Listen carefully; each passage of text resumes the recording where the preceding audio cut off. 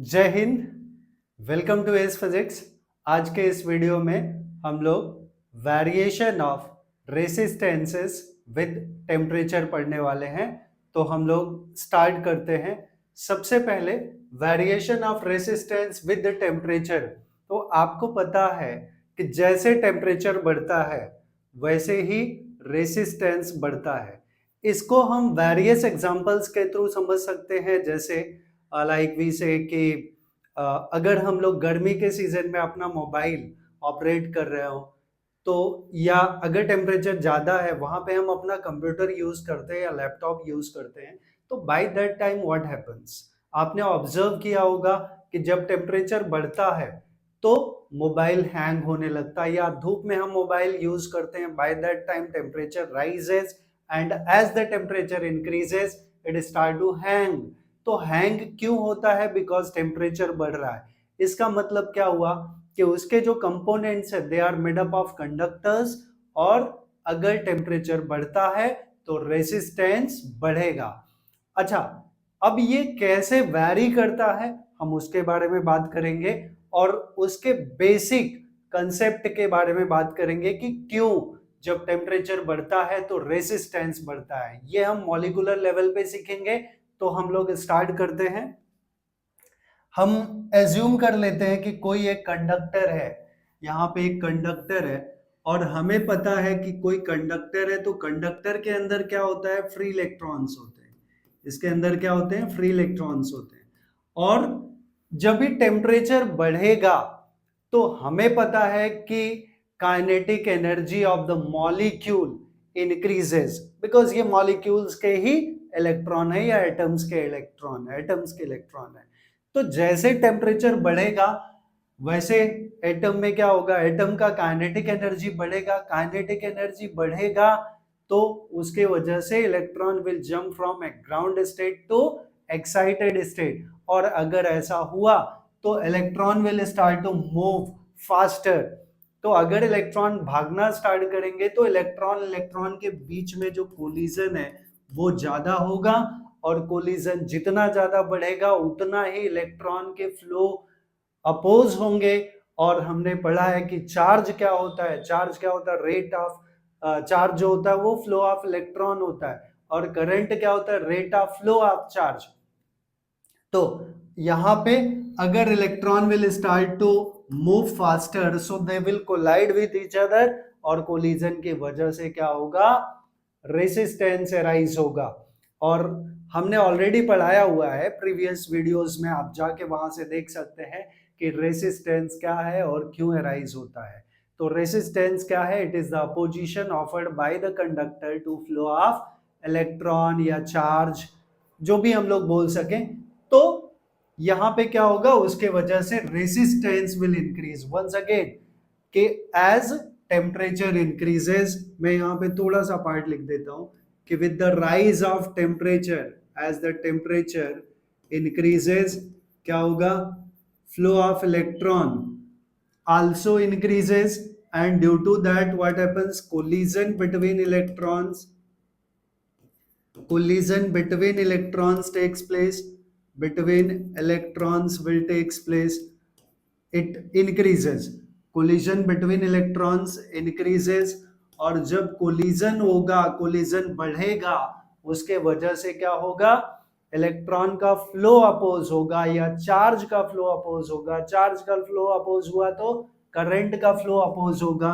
Due to that flow of current opposes, flow of current opposes. अगर flow of current oppose हुआ, opposes, okay, flow of current oppose हुआ, due to that क्या होगा? Rise in resistance या increase in resistance will takes place. Increase in resistance, right. So ये एक basic concept है कि जब टेम्परेचर बढ़ेगा तो resistance of the conductor also will increase. तो ये डिपेंडेंस कैसे है? Variation of resistance with the temperature. हमने स्टार्टिंग में एग्जांपल दे दिया कि अगर धूप में हम मोबाइल, लैपटॉप, कैमरा, कुछ भी इलेक्ट्रिकल अप्लायंसेस यूज करते हैं, तो इलेक्ट्रिकल गैजेट्स हम यूज करते हैं, तो उसका परफॉर्मेंस लो हो जाता है। परफॉर्मेंस लो क्यों हो जाता है? Because as temperature increases, resistance of the conductor also increases. तो ये बेसिक आइडिया है। वी कैन से कि मान लेते हैं ये कोई कंडक्टर है और इसका जो रेसिस्टेंस है, it is a conductor, its resistance is R naught at 0 degree Celsius. और जब हम इसका टेम्परेचर बढ़ाते हैं तो सेम कंडक्टर हम बदल नहीं रहे, इसका resistance becomes R T at T degree Celsius. So what if we are observing, यहाँ पे वो पार्ट हम लोग लिख लेते हैं कि आर नॉट क्या है यहाँ पे, it is the resistance, it is the resistance of a conductor, resistance of conductor at 0 degree Celsius. And as temperature increases, resistance also increases. As temperature increases, तो क्या होगा? Resistance also will increase. As temperature increases, resistance also increases, right? Resistance also increases. So we are assuming, अच्छा बढ़ के कितना हो गया? वो हो गया RT। तो that we can take let यहां भी एजम्पशन ये है, let R suffix T be the resistance of conductor at T degree Celsius। तो यहां से हम लोग क्या कंक्लूड कर सकते हैं? We can conclude therefore rise in temperature and increase in resistance कितना हुआ? पहले कितना था? R नॉट, बाद में कितना हो गया? RT हो गया। पहले R नॉट था, R नॉट 0 डिग्री पे था, और जब टेम्परेचर बढ़ा तो T डिग्री सेल्सियस पे कितना हो गया? RT हो गया। तो what is the rise in increase in resistance? It will B RT माइनस R नॉट। तो वो पार्ट हम लोग लिख लेते हैं। Therefore increase in resistance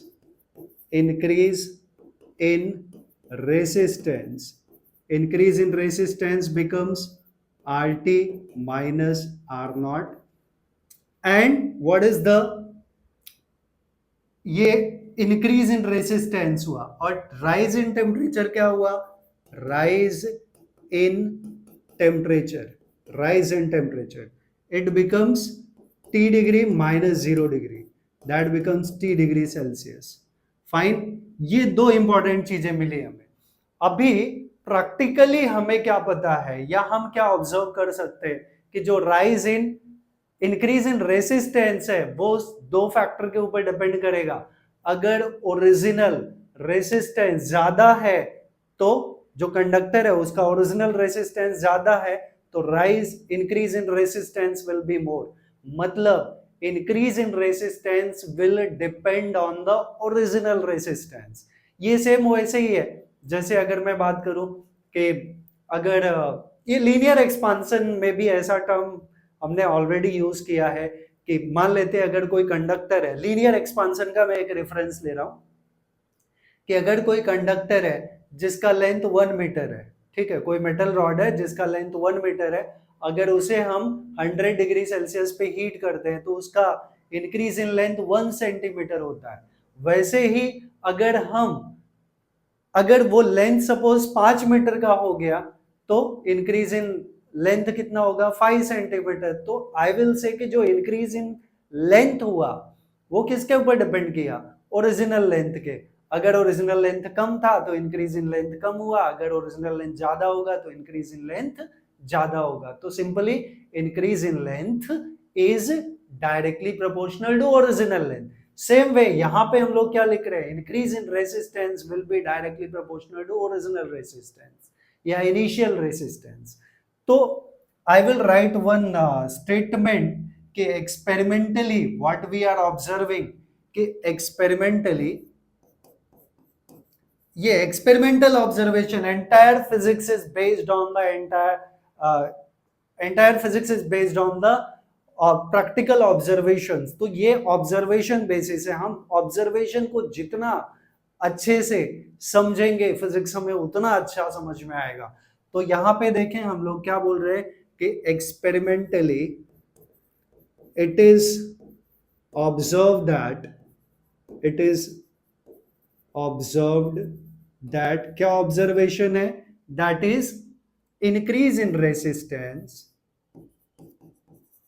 increase in resistance is directly proportional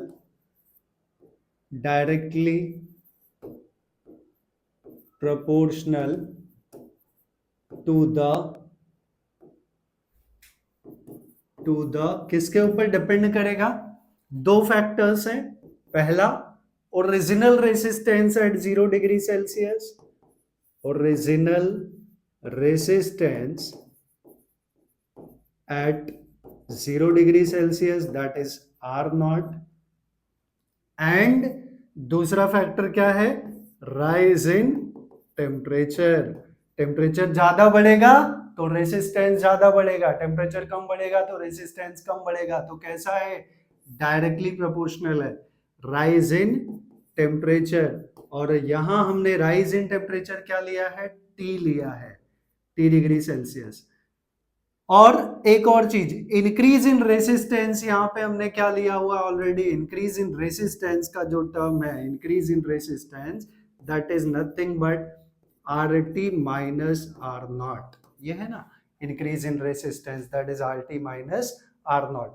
तो अभी इसे ही अगर हमें मैथमेटिकल टर्म में लिखना हुआ, मैथमेटिकल एक्सप्रेशन में, तो हम लोग क्या लिख सकते हैं, एक पार्ट तो मैं यहां पे लिख रहा हूं, फिर मैं नेक्स्ट पेज पे लिखूंगा कि increase in resistance that is R T minus R naught is directly proportional.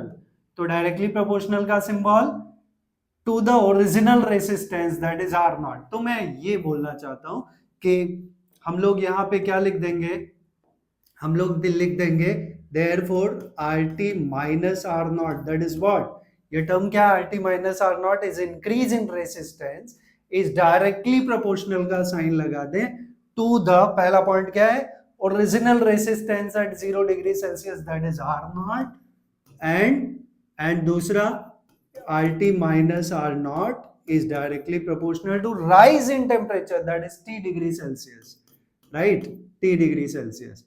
हालांकि हम यहाँ टेम्परेचर नहीं लिखेंगे, टी डिग्री बोल देते, टी डिग्री। तो ये यहां हम देखें तो दोनों के एलएचएस जो है वो सेम है। एलएचएस में क्या आएगा, ये टर्म, ये दोनों क्या है, सेम है, और ये डायरेक्टली प्रोपोर्शनल है, तो आरएचएस को भी हम कंबाइन कर सकते हैं। तो हम लोग कंबाइन करेंगे और देखते हैं कि क्या ऑब्जर्वेशन मिलता है। तो नेक्स्ट पार्ट क्या होगा, it will be R T minus R naught is directly proportional to R naught into T. तो ये मैं यहां पे लिख देता हूं कि हमने क्या ऑब्जर्व किया, हमने ऑब्जर्व किया या हमें क्या मिला, हमें मिला R T, therefore R T minus R naught is directly proportional to R naught, and R T minus R naught is directly proportional to T degree. इसको हमने 1 लिया था, इसको 2 लिया। नाउ कंबाइनिंग इक्वेशन 1 एंड 2, दोनों का एलएचएस सेम है, तो कंबाइन करेंगे तो आरएचएस दोनों एक साथ आ जाएंगे। तो हम लोग क्या लिख सकते हैं, so now combining equation 1 and 2, now combining equation 1 and 2, we will get RT minus R naught is proportional to R naught into T। और सबसे इंपॉर्टेंट चीज, अब जब हम लोग प्रोपोर्शनलिटी साइन हटाते हैं then we write some constant, और यहां पे ये टर्म हो जाएगा RT माइनस R naught is equals to, यहां पे वो टर्म आता है अल्फा। अच्छा, अल्फा और डायरेक्टली प्रोपोर्शनल ऑलमोस्ट दोनों सेम है, मैं लिखता भी सेम हूं, but don't be confuse. Alpha यहाँ पे क्या है, प्रोपोर्शनलिटी कांस्टेंट है, विच is called coefficient of thermal, sorry, that is called temperature coefficient of resistance. क्या बोलते हैं हम उसे, टेम्परेचर कोएफिशिएंट ऑफ रेसिस्टेंस। तो मैं आगे लिख दूंगा, ये हो गया R naught into T, right. ये हमें टर्म मिल गया, where alpha is proportionality constant which is called temperature coefficient of resistance. क्या टर्म है, टेम्परेचर कोएफिशिएंट ऑफ रेसिस्टेंस। क्या टर्म है ये, temperature coefficient of resistance. Now we can define the temperature coefficient of resistance from here. तो हम लोग लिख सकते हैं कि अल्फा का टर्म क्या होगा, it will be R T minus R naught upon R naught into T. अब इसको अगर टर्म्स में लिखना चाहें तो ये R T minus R naught क्या था हमारा, that is R T minus R naught was increase in resistance. अगर हम लोग ये टर्म देखें तो इंक्रीज इन रेसिस्टेंस क्या था हमारा, R T minus R naught, यही लिखा है ना। तो ये पार्ट हम वहां पे मेंशन कर देते हैं। तो R T minus R naught is the increase in resistance. तो increase in resistance, this will be increase in resistance upon R naught क्या है, R naught is the original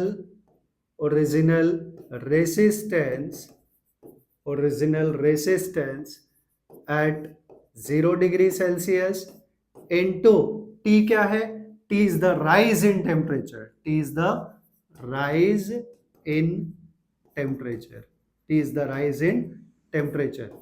अब यहीं से हम डिफाइन कर सकते हैं कि what will be temperature coefficient of resistance. यहीं से डिफाइन कर सकते हैं टेम्परेचर कोएफिशिएंट ऑफ रेसिस्टेंस। ये जो डिवीजन में होता है उसके लिए हम लोग टर्म यूज करते हैं पर, और टेम्परेचर का यूनिट क्या है, दैट इज डिग्री सेल्सियस, यहां पे हमें यूज करना है। ये भी डिनोमिनेटर में है तो इसके लिए भी पर यूज करेंगे, पर यूनिट पर जो भी हम लोग टर्म यूज करते हैं। तो coefficient of temperature coefficient of resistance, definition हालांकि मैं लिखूंगा नहीं, सिर्फ बता देता हूं। Temperature coefficient of resistance may be defined as increase in resistance per unit original resistance at 0 degree Celsius per degree rise in temperature। फिर से बोलो तो क्या होगा स्टेटमेंट, आप लोग भी बोल सकते हैं, what will be temperature coefficient of resistance, it may be defined as increase in resistance per unit, क्योंकि डिवीजन में per unit original resistance at 0 degree Celsius per degree, क्योंकि ये भी नीचे है, डिग्री क्यों बोल रहे हैं, because unit of temperature, temperature को हम डिग्री सेल्सियस में रिप्रेजेंट करते हैं। तो पर degree rise in temperature overall at the statement क्या हुआ, alpha that is the temperature coefficient of resistance may be defined as increase in resistance per unit original resistance at 0 degree Celsius per degree rise in temperature। ये हो गया हमारा statement. अगर हम alpha के unit की बात करें, अल्फा के यूनिट की बात करें तो यूनिट ऑफ अल्फा हमें क्या मिलेगा, unit of temperature coefficient of resistance that is alpha. तो यहां देखें इंक्रीज इन रेसिस्टेंस, रेसिस्टेंस का यूनिट क्या है, अल्फा का ओम हो जाएगा अपॉन ओरिजिनल रेसिस्टेंस, ये भी रेसिस्टेंस है उसका unit ohm, and rise in temperature का degree Celsius that is degree Celsius. तो ये ओम ओम से कैंसिल हो गया तो ये क्या है, पर degree Celsius, right. So this become the unit of temperature coefficient of resistance. अच्छा, अब ये टेम्परेचर कोएफिशिएंट ऑफ रेसिस्टेंस जो है वो दो टाइप का होता है। Types of temperature coefficient of resistance we can say types of temperature coefficient of resistance, coefficient of resistance, ये दो टाइप का होता है। टेम्परेचर कोएफिशिएंट ऑफ रेसिस्टेंस के टाइप की हम बात कर रहे हैं। First is the PTC, PTC that is the positive temperature coefficient. क्या बोलते हैं हम इसको? Positive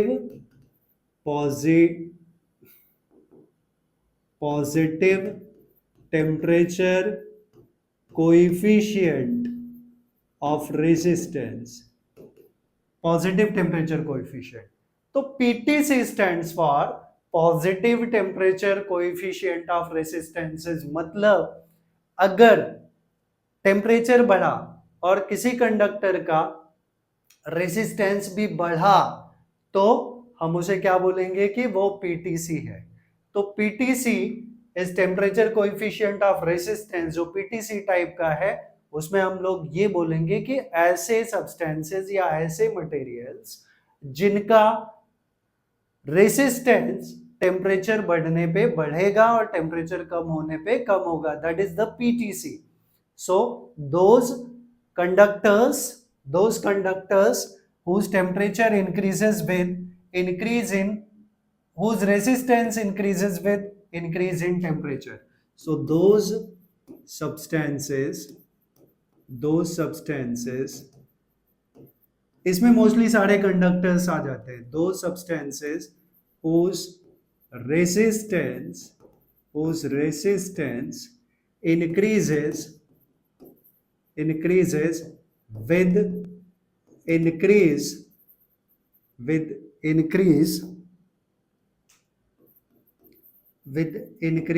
in temperature, that is called PTC, right? और दूसरा है NTC, नेगेटिव टेम्परेचर कोएफिशिएंट। क्या है ये? Negative temperature coefficient, negative temperature coefficient. तो नेगेटिव टेम्परेचर कोएफिशिएंट यहां पे आप लोग क्या लिख देंगे कि दो substances whose resistance decreases with increase in temperature, right? Temperature बढ़ेगा तो उनका रेसिस्टेंस कम होता है, लाइक सेमीकंडक्टर्स। इनके एग्जांपल्स क्या हैं? सेमीकंडक्टर्स, ठीक है। तो एनटीसी के एग्जांपल्स हम लोग क्या डाल सकते हैं? सेमीकंडक्टर में जब हम टेम्परेचर बढ़ाते हैं तो रेसिस्टेंस उनका कम होता है। सेमीकंडक्टर्स के बारे में 12th स्टैंडर्ड में आप लोग पढ़ोगे। तो आई होप ये पार्ट आप लोगों को, अच्छा अगर आपको स्क्रीनशॉट इस पार्ट का लेना है तो you can take another way, you can take of this page also. दोनों पेजेस का स्क्रीनशॉट अगर आप लेना चाहते हैं तो ले सकते हैं। ये फर्स्ट पेज है and next was second page.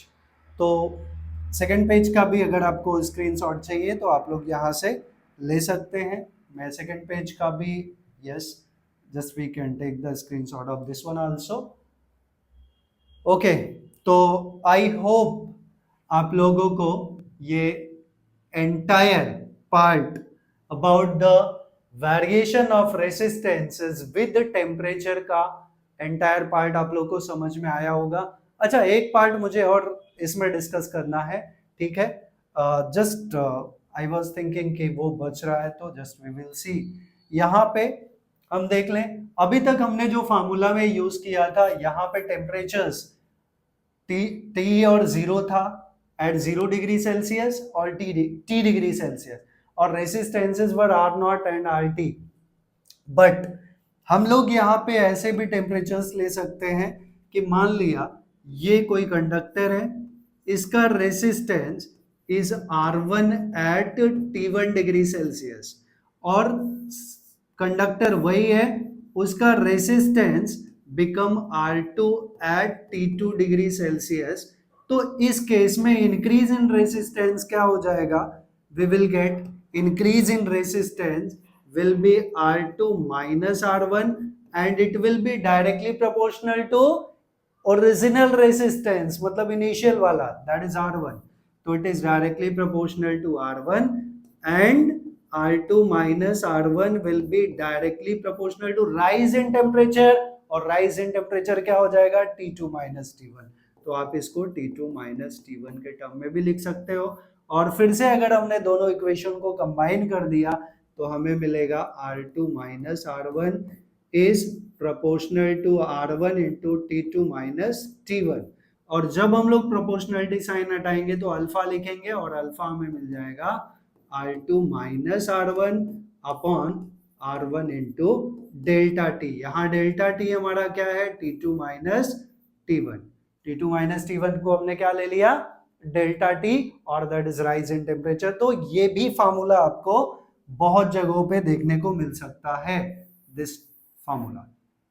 So don't worry, दोनों सेम फॉर्मेट के हैं, दोनों का फार्मूला सेम है, तो आपको दोनों में से कोई भी फॉर्मेट देखने को मिल सकता है। तो आई होप आप लोगों ने ये वाला एंटायर टर्म समझा है, variation of resistances with temperature. और डेफिनेटली अगर आप लोग को समझ में आता है तो आप लोग प्लीज वीडियो को लाइक करिए, चैनल को सब्सक्राइब करिए, और जितना ज्यादा से ज्यादा हो सकता है उतना वीडियो को शेयर करिए। Thanks for watching this video. Thank you very much.